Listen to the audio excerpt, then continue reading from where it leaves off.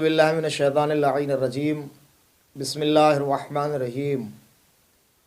الحمد للہ رب العالمین الصلاۃ والسلام علی اشرف الانبیاء والمرسلین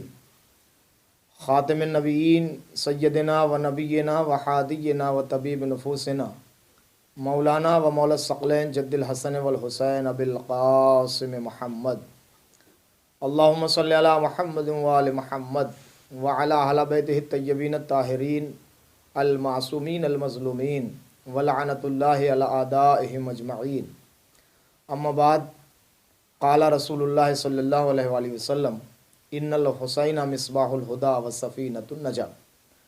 ہم آپ کی بارگاہ میں سفر امام حسین علیہ الصلاۃ والسلام کے حوالے سے جو مقتل کی بحثیں پیش کر رہے ہیں، اس کا سلسلہ حضرت امام حسین علیہ الصلاۃ والسلام سے ہے مربوط، اور وہ حضرت امام حسین علیہ الصلاۃ والسلام کا مدینے سے مکے کی طرف ہجرت کرنا اور مکے میں حج کو عمرے سے تبدیل کر دینا. اور اس کے بعد ہم آپ کی بارگاہ میں یہ پیش کر چکے کہ حضرت محمد حنفیہ نے جب آپ کو روکنے کی کوشش کی تو آپ نے حضرت محمد حنفیہ کو جو وصیت نامہ تحریر فرمایا وہ آپ کے گوش گزار ہو چکا. ہم نے کل جہاں بات چھوڑی تھی وہیں سے اپنے اس گفتگو کے سفر کا آغاز کرتے ہیں. حضرت امام حسین علیہ الصلاۃ والسلام نے جب حالات دیکھے کہ لوگ حاجیوں کے لباس میں میرے قتل کے درپے ہیں اور مجھے قتل کرنا چاہتے ہیں، تو آپ نے مکے سے کربلا کی طرف رجوع کیا اور کربلا جانے کا ارادہ کیا، جس کا سلسلہ حضرت امام حسین علیہ الصلاۃ والسلام نے 8 ذی الحجہ کو کیا. یہ سفر کا آغاز جو ہوا وہ 8 ذی الحجہ کو آپ نے عمرے سے حج کو تبدیل کیا اور آپ وہاں سے نکلے. جب لوگ حج کے لیے مکے کی طرف تشریف لے جا رہے تھے اور حضرت امام حسین علیہ الصلاۃ والسلام اپنے حج کو عمرے سے تبدیل کر کے مکے سے نکل رہے تھے، تو ظاہر سی بات ہے کہ یہ مقام غور طلب بھی ہے اور قابل تعجب بھی ہے کہ جہاں امت مسلمہ حج کے لیے جا رہی ہے وہاں زینت کعبہ، خانہ کعبہ کو چھوڑ کے اور امن کی جگہ کو چھوڑ کے کوفے کی طرف روانہ ہے. ظاہر سی بات ہے یہ تعجب کا مقام ہے. اس لیے راستے میں حضرت فرزدق سے جب حضرت امام حسین علیہ الصلاۃ والسلام کی ملاقات ہوئی تو حضرت فرزدق کو بھی حضرت امام حسین علیہ الصلاۃ والسلام کا یہ سفر عجیب لگا کہ لوگ مکے کی طرف حج کے ارادے سے جا رہے ہیں اور آپ حج چھوڑ کے عمرے سے تبدیل کر کے آپ مکہ چھوڑ کے کوفے کی طرف جا رہے ہیں. تو آپ نے سوال کیا. اس کی روایت جو نقل کی ہے وہ ہم آپ کے سامنے بیان فرما رہے ہیں. یہ روایت نقل ہوئی ہے جناب شیخ مفید علیہ الرحمہ نے اس روایت کو نقل کیا ہے، اور متعدد راویوں نے یہ روایت نقل کی ہے کہ فرزدق نے غالب ابن زعزع سے کہا کہ میں 60 ہجری میں اپنی والدہ کے ساتھ حج کرنے کی غرض سے مکے کی طرف روانہ تھا، اور میں اونٹ چلا رہا تھا کہ مکے کے بیرون میں نے دیکھا کہ حضرت امام حسین علیہ الصلاۃ والسلام مکے سے تشریف لا رہے ہیں اور تمام لوگ آپ کے ساتھ ہیں. میں نے پوچھا کہ یہ کیا معاملہ ہے کہ دنیا حج کے لیے مکے آ رہی ہے اور بادشاہ حجاز مکے سے واپس تشریف لا رہے ہیں.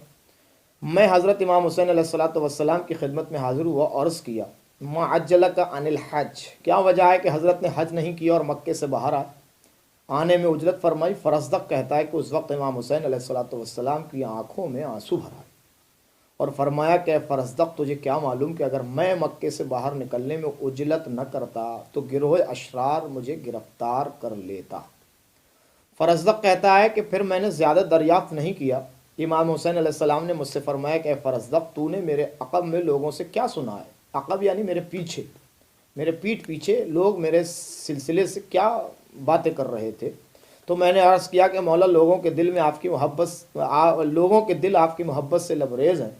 اور ان کی تلواریں آپ کے دشمنوں کے ساتھ تیار ہیں، لیکن قضاء الہی جاری ہو چکی ہے. بفعل اللہ من یشاء ما یشاء و یحکم ما یرید، خدا جو چاہے کرے، خدا کے اختیار میں ساری چیز ہے، وہ قادر مطلق ہے. حضرت امام حسین السلام نے اس کی تائید کی اور فرمایا کہ ہاں ایسا ہی ہے.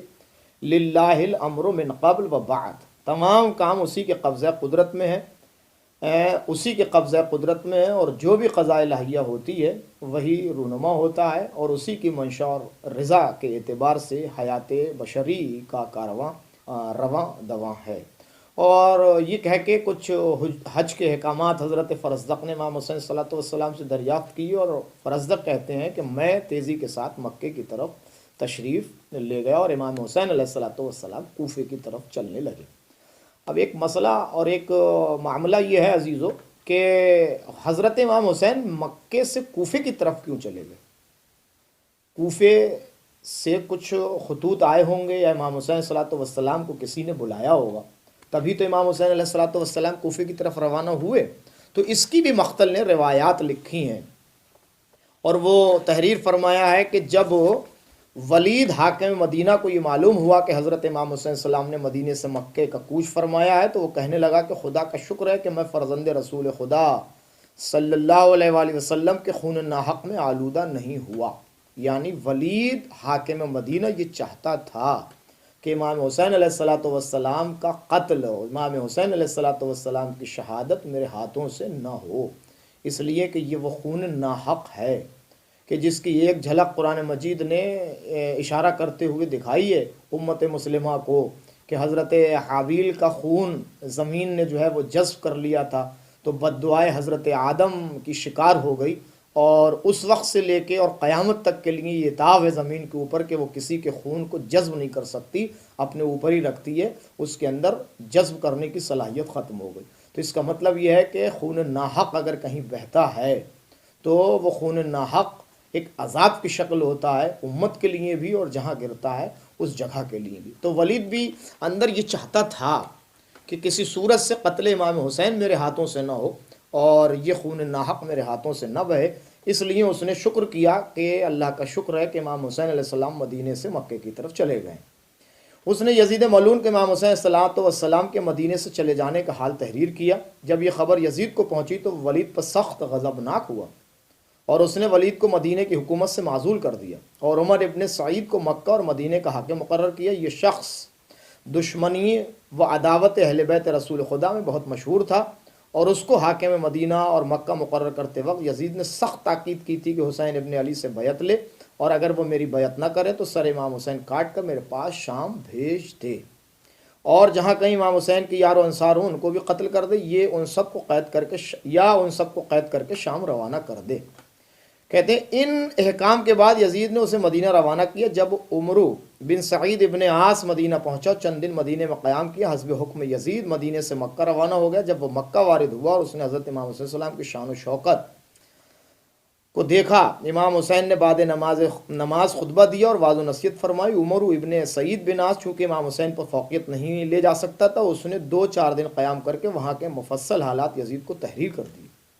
امام حسین السلام نے مکے میں 4 ماہ اور کچھ روز قیام فرمایا۔ جب یہ خبر اہل کوفہ کو پہنچی تو امام حسین مکے میں رونق افروز ہیں، تو انہوں نے حضرت امام حسین السلام کو کوفے تشریف لانے کی دعوت دی اور خطوط تحریر کیے۔ میں یہ بات آپ کے سامنے عرض کر رہا تھا کہ امام حسین یوں ہی کوفے کی طرف روانہ نہیں ہوئے، بلکہ کوفے کی طرف سے کچھ خطوط آئے تھے کہ جن کا تذکرہ مقاتل کے اندر موجود ہے، اور لم سم 18,000 خطوط کی تعداد بیان کی گئی ہے کہ جو امام حسین علیہ السلام کو تحریر فرمائے گئے تھے رؤسائے مکہ کی طرف سے، عمرائے مکہ کی طرف سے، شرفائے مکہ کی طرف سے، نامور افراد کی طرف سے کہ جو کوفے میں رہتے تھے۔ خطوط میں جو بات تحریر کی گئی وہ یہ تھی کہ ہم حضرت امام حسین علیہ السلام کو دعوت دیتے ہیں اس لیے کہ ہم بغیر امام کے ہیں اور ہمیں ہدایت کی ضرورت ہے، اور ہمارا کوئی ہادی ہونا چاہیے کہ جس کے خطوط کے جواب میں حضرت امام حسین علیہ السلام نے ان خطوط کا جواب دیا ہے، اور سارے خطوط کا جواب تحریر فرمایا، اور فرمایا کہ ہم آپ کی طرف آ رہے ہیں اور آپ کی ہدایت کی ذمہ داری ہمارے کاندھوں پر ہے۔ مگر اس سے پہلے حالات کے جائزے کے لیے امام حسین علیہ السلام نے اپنے ایک نائب و سفیر بنا کے بھیجا ہے کہ جس کا تذکرہ انشاءاللہ ہم اگلے ایپیسوڈ میں کریں گے۔ تب تک کے لیے خدا حافظ، شب بخیر۔